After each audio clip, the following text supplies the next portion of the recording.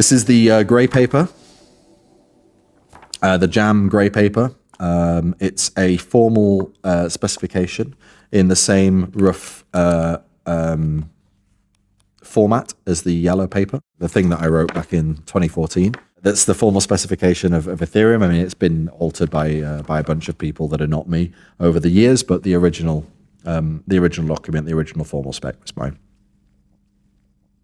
Like the yellow paper included the EVM definition, this includes the PVM definition. It's like this is the blueprint for a building. It's not built yet, but this tells you everything you need to know to be able to build that building.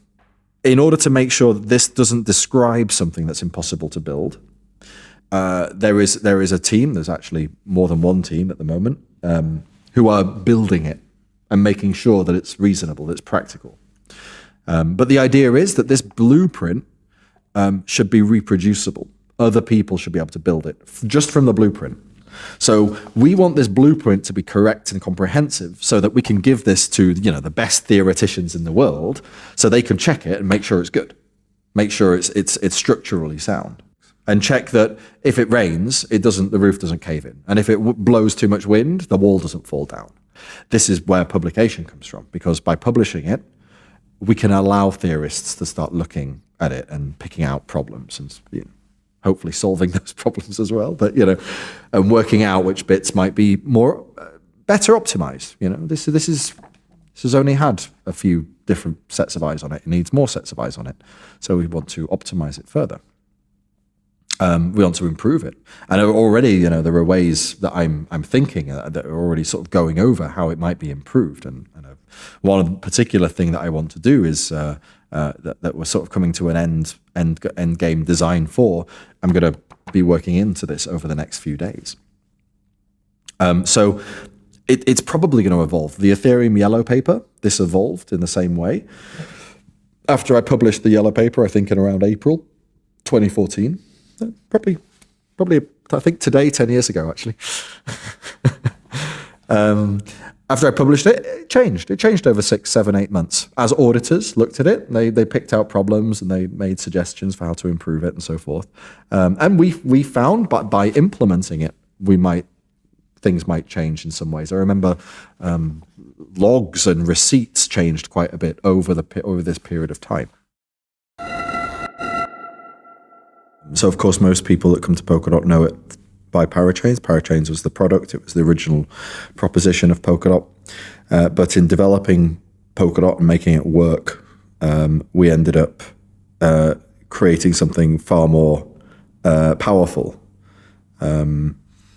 which was this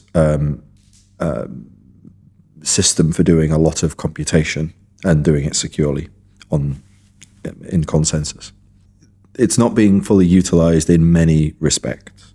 One of those respects was this idea of having one parachain per core. Core is like the term we use for basically a sort of discrete portion of the resources, of this computational resources that Polkadot provides. And really the point of Jam is to be able to use this invention for things other than what Polkadot's original product offering was. This idea of one parachain per core means that parachains that don't really use that much resources end up using or taking up an awful lot of Polkadot's time, when that could really be better used elsewhere, perhaps in some applications that need more but wouldn't pay as much, or perhaps in other parachains that want to use go twice as fast and want to use twice as much of the Polkadot resources cores. This was helped a lot with Agile Core Time, which is this upgrade that's I think it's rolled out now. It's being rolled out, if it's not already rolled out, to Kusama, and it's on its way to being rolled out to Polkadot. And this allows for the possibility of cores to be used other than in a one parachain per core, one core per parachain manner. Unfortunately, it doesn't go as far as I would like. In particular, it doesn't allow cores to do the sorts of tasks that I think would be very interesting to allow them to do.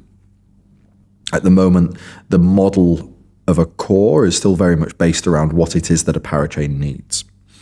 Whereas we can think already of other things that would still be able to use this underlying resource that Polkadot's generating, secure, resilient computation, but to do so in a slightly different model of usage. And Jam is created to be a reasonably unopinionated general way of providing a model for using this resource.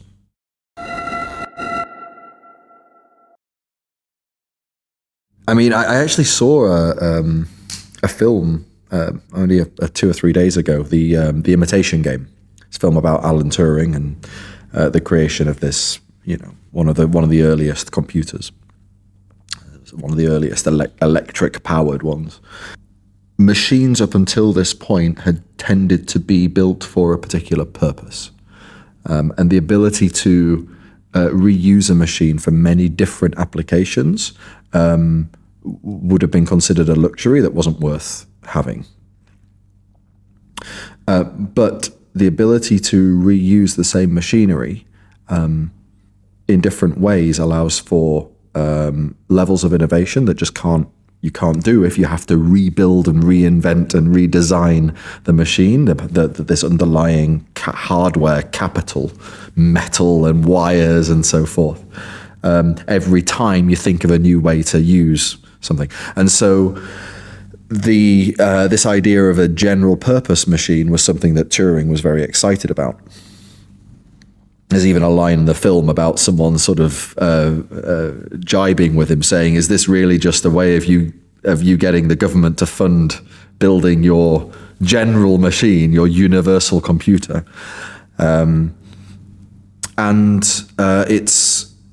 That's really what we mean by abstraction. We mean, taking things down from the direct, from the level of direct usage, the level of direct application, to something that's more general that can be used for things other than what we initially might imagine. And this is what allows for innovation. And it's, we see it everywhere in computer science. Abstraction is the first thing they teach on at least my course. It was the first thing they taught. Thinking in general terms, providing other people, or indeed your future self, with the tools that allow you to innovate without the need to reinvent the wheel, rewrite everything from scratch. So finding the right abstraction level is crucial. If it's too low, if you're designing everything to be absolutely as general as possible, then you end up,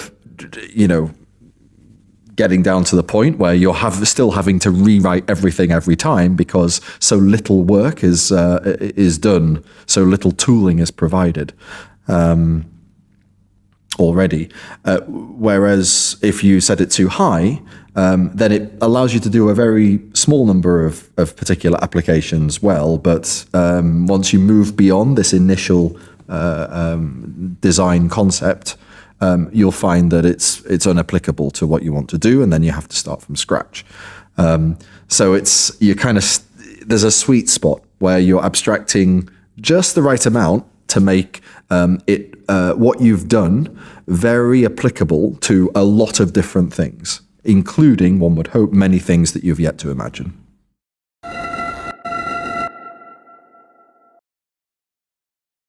In some way, I think we're going a little bit backwards, actually.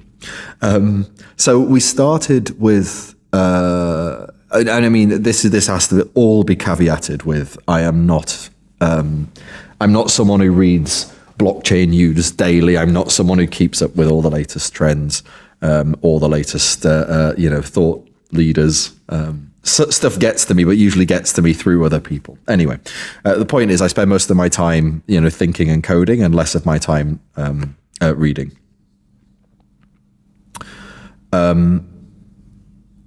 Now, back when Bitcoin was the thing in like 2012, 2013, the assumption was that the abstraction level was pretty reasonable, right? You could send Bitcoin, not money, Bitcoin, and there was this scripting language that let you write some kind of interesting, not that interesting in the grand scheme of things, but do some slightly different things with it. You could work out how to make funds that unlocked on certain conditions. You could work out how to do multi-sig schemes where many different people can control a particular amount of funds, and so on. Then Ethereum came along, and it was like, right, we're going to drop the abstraction level down a little bit. We're going to say, or at least that was the proposition, to drop the abstraction level down a little bit. Say, well, we're going to make something. We're going to generalize. Now, in reality, you could question that. You could say, well, didn't really drop the abstraction level down because it added much more to it. In many respects, Ethereum added a lot of features to Bitcoin. It certainly added a lot more instructions in its scripting language, EVM, and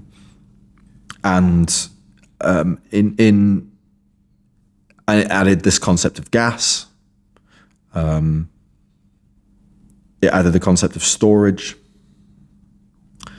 and yet it still retained what Bitcoin essentially had, which was balances. So in reality, it kind of added quite a lot. It's questionable whether it really dropped. I would say it didn't. In fact, I would go quite far and say no, it didn't. It did generalize in that it allowed for more things to be done, but it did so at the addition of facilities, at the increasing of complexity. Now, Substrate, I would say, on the other hand, actually did abstract. Right? It said, right, the blockchain won't do anything on its own. It will just execute WebAssembly. Like there is a WebAssembly layer, but it didn't come with any opinion of its own. You could implement Bitcoin on it, or you could implement Ethereum on it, or you could implement basically anything on it. If you wanted a simple sequential blockchain, then Substrate could be used, broadly speaking, for whatever it is that you wanted to do. And we're still seeing new Substrate chains pop up that do like legitimately different things beyond what we would have imagined, what I would have imagined. Now, still, nonetheless, EVM, Ethereum, reasonably general purpose, even if it's questionable whether it was really an abstraction from Bitcoin. Now, the direction that we're really going in now, at least within the Ethereum community, is to really move to make the EVM more of a zero knowledge proof aggregator. So in reality, you're using an increasing amount of these fixed function elements called precompiles in Ethereum language, and you're really only using the EVM to script these precompiles. You're not really doing much work on the EVM itself. In this respect, it's making the main Ethereum EVM chain more of a domain-specific chain. It's reducing the abstraction. It's making it more specific to this application by adding these precompiles and making most of the usage be these precompiles. And I mean, that's not quite the case at the moment, but the suggested future direction, the implied future direction, is to reduce non-zero knowledge proof work, verification work done on this main chain, and instead move all of the interesting business logic out onto other chains that then get verified.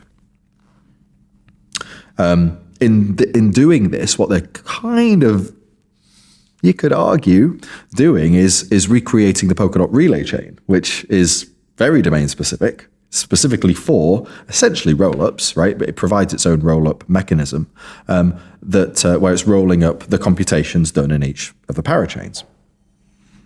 That's all very well, but it's definitely moving in the direction of domain specificity and not abstraction. It's moving, if you like, up in the abstraction space closer to this high-level application rather than lowering and becoming more flexible and more general. Whereas with Jam, well, we're already at this Polkadot relay chain situation. And what we're doing is we're actually moving down the abstraction spectrum, and we are increasing the generality, reducing the opinionation. And I think this is I'm excited about this. This is something that I think is leads to much more interesting possibilities. And I'm also quite, at the end of the day, there are opinions in Jam. And many of them are, some of them come from me, many of them don't come from me, many of them just come from how Polkadot relay chain and its security apparatus has been, has been designed and architected by research team and various developers. And that's fine. I think over time we will see that some of these design decisions could be optimized, and we'll see alterations in the Jam protocol. But I think for now it opens up enough doors that it's worth pushing forward with.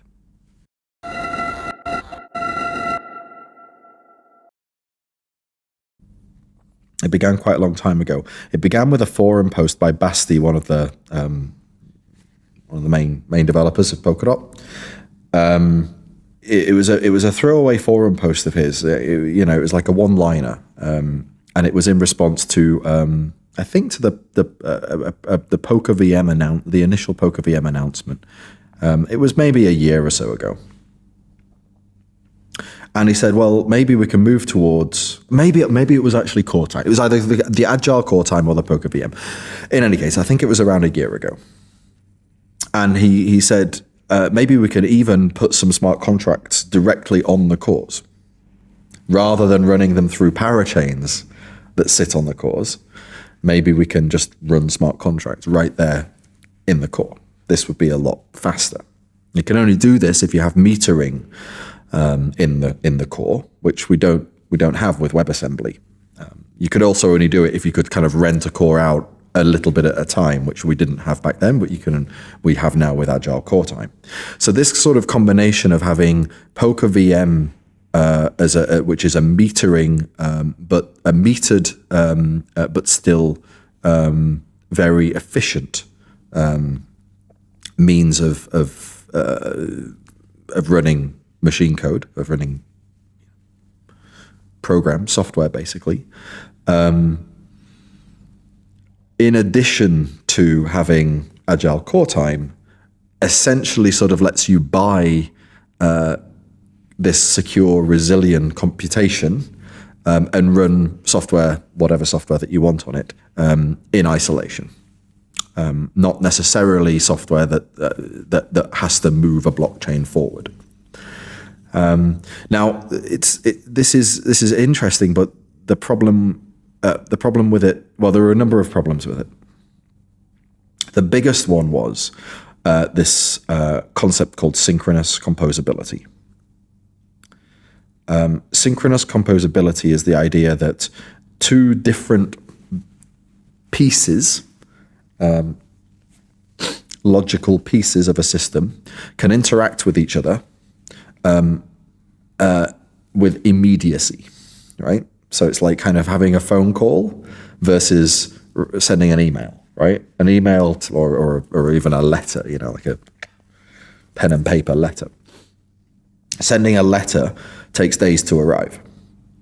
And you've no real guarantee that it, most of the time they arrive eventually, but you know what Royal Mail's like. It's like, maybe it takes a day, maybe it takes 3 days, 4 days, maybe it gets lost somewhere and then eventually turns up a week later. There isn't really this level of certainty and level of, it's a lot harder to collaborate with someone if you're forced to do it over postage, mail, right? You can do it. You can collaborate a bit faster over email, but the fastest way to collaborate is like in person or over the phone, right? Video call. This is much faster if you want to collaborate with someone than faffing around writing emails or letters, because you have that instant feedback. And that's why synchronous composability, or basically allowing these components to interact with immediacy, rather than firing off a message, sleeping for a while, maybe a block, 2 blocks, 10 blocks, 20 blocks, 100 blocks, then waking up when the reply arrives. This isn't the way that you're going to do really. You're not going to be able to build really intricate machines with different components if each component has to wait this indefinite amount of time to interact with another component. And this is the situation that we have at the moment with parachains, right? They can interact with each other, but it's much slower and more expensive than when they interact just inside of themselves. When they're interacting inside of themselves, we call this synchronous composability. If they host many components, like for example Moonbeam with its smart contract, those smart contracts can interact synchronously, right? They can basically send and receive messages as though no time has passed. But as soon as Moonbeam wants to interact with some other parachain, or maybe across a bridge onto like Ethereum or Kusama or whatever, then time will pass. They basically, if they wait for a response, they have to go to sleep, right? They have to sleep on it, and it could take a really long time for the response to come. This makes doing certain applications impossible, and it makes doing other applications a pain in the ass. Now, there are ways of programming that help this, but those ways of programming are not really applicable to this environment for a bunch of technical reasons that I'm not going to get into. So synchronous composability is really, really helpful. But the problem is, if everything is synchronously composable, then it means you have to have everything all in the same place all of the time. And there's a limit to this. It's kind of like, dinosaurs. Is it dinosaurs? Were they cold-blooded? But it's basically at the limit to a cold-blooded creature. It's like they can grow and grow and grow and grow. But eventually you've got this, it's a ratio, right? It's a ratio between the volume of something and its surface area. And as that ratio gets beyond a certain point, that system can't exist anymore. It doesn't work because basically it takes too long for stuff to get from the surface down into the middle and for stuff that maybe is in one place to be able to circulate around and get to some other places. It ends up having basically hot bits and cold bits, and the whole biological metastasis breaks down. It stops being a consistent, coherent, living entity. And it's another reason why, like, for example, the biological cell just can't grow to like the size of a person. There have to be many different cells all working kind of in concert, but independently as well. Yeah. So you see this in biology, you'll see it in all kind of information-based systems, which basically means all systems. They can only grow to a certain size and expect coherency and synchronicity. Which means if you want to scale a system beyond this limit, and it's not to say we'll necessarily hit the limit yet, but if you want to scale beyond this limit, you have to break the system down.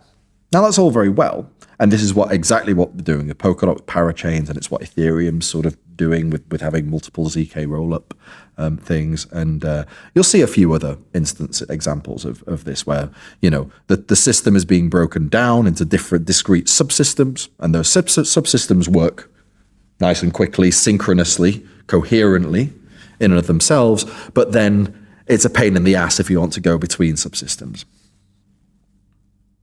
So what is really helpful is if you can if we accept that a system needs to be broken down, but rather than breaking it down into what I'm calling now persistent partitions or fragments, so which is to say, like a parachain is persistent. The stuff that lives on a parachain lives on the parachain. It lived on the parachain a day ago. It's living on the parachain now, and it's going to live on the parachain a day in the future. It's a persistent fragmentation of the overall state. The smart contracts that exist on a parachain, they can't freely move to other parachains, right? They sit on that parachain. They stay there. Now, there's not many exceptions to that. Now, that maybe in the future there can be some very heavily small printed exceptions to that, but basically that's how persistent fragmentation works, and that's what to date has been how people have broken these systems, how people have thought about the approach to scaling persistent fragmentation. And as I said, this comes with drawbacks.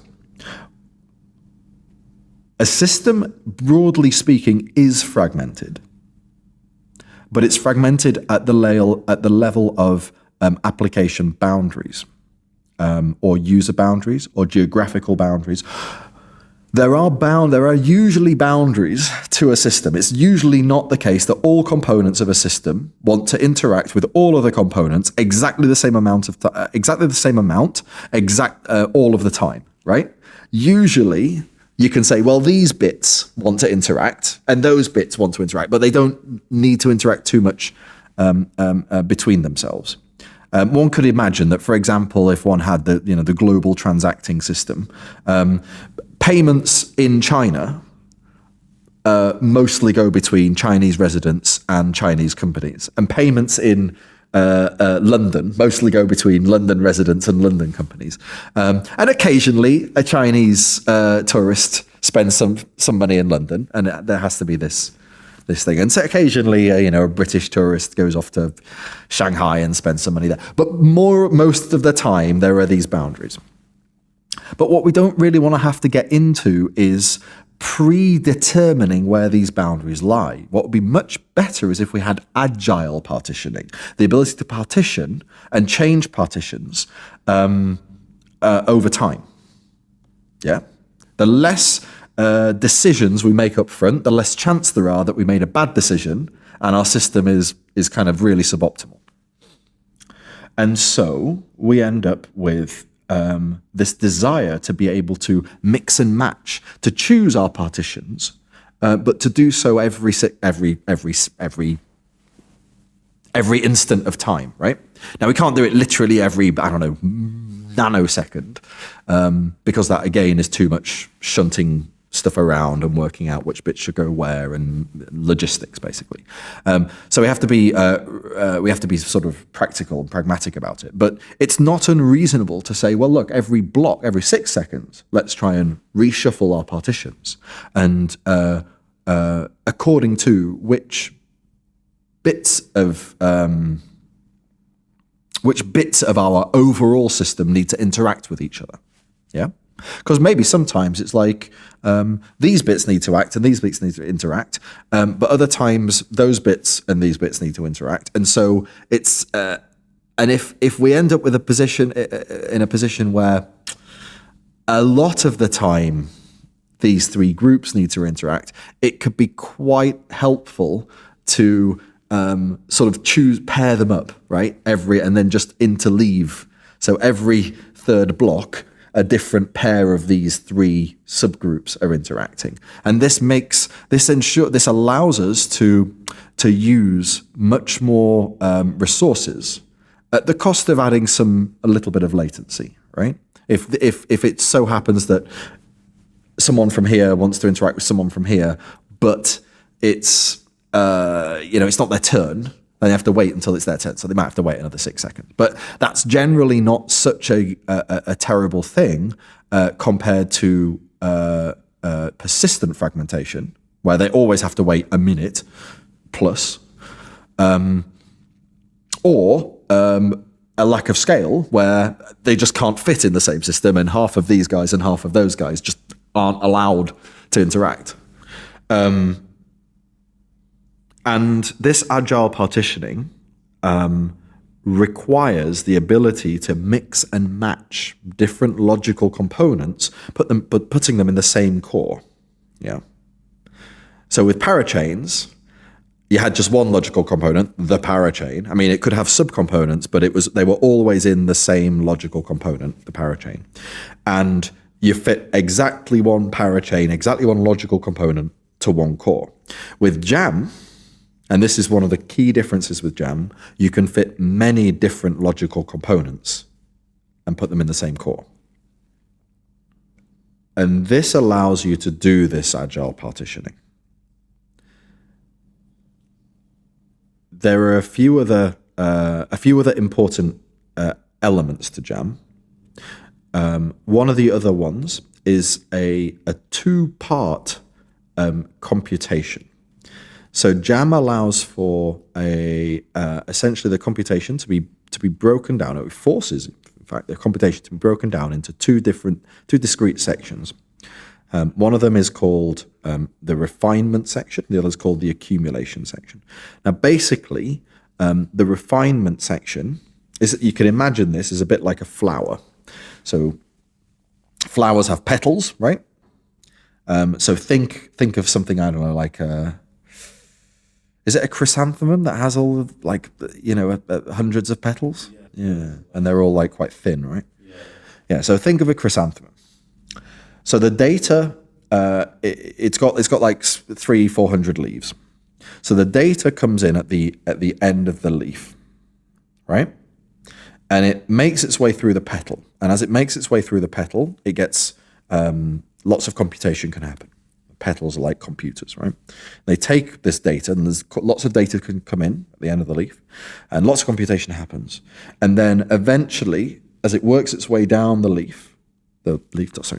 petal, it gets into the middle of the flower, right? The bit where, if you can pull the petal out of, it's the bit that it was joining in the flower at, which I'm going to call the center of the flower, right? The data gets into that center, but the center is very, very small. So only a little bit of data can go in compared to the amount of data that was coming in at the edge of the petal. But the data, when it gets into the center, can mix with all of the other data coming from all of the other petals. Up until then, it could only, the data just had itself within that petal to be interacting with. So when it gets into the middle, it can interact with all of the other petals, or rather all of the other petals' data. And then the middle is what keeps track of where things are at, right? Now, that's your basic model of Jam. Jam, join accumulate machine, is basically this accumulation stage. It's a machine that accumulates. Core Jam, collect, refine, join, accumulate, is the whole sort of protocol. So it's this idea that you collect data, like petals sort of collect rain or whatever coming from the outside. Then they refine it. So this data goes through the petal towards the center of the flower, refining this data and distilling it into some concentrated meaning, right? And then in the middle of the flower, all of this distilled data, this concentrated meaning, is collected together, and then it's accumulated. It's all intermingled, and whatever logic needs to happen to combine it into the next flower, the next stage of this flower. Well, that's the Jam chain. That's the join accumulate machine. So it's joining all of this incoming petal data together and accumulating it, which basically means doing the final processing and taking the repercussions and registering it in the machine.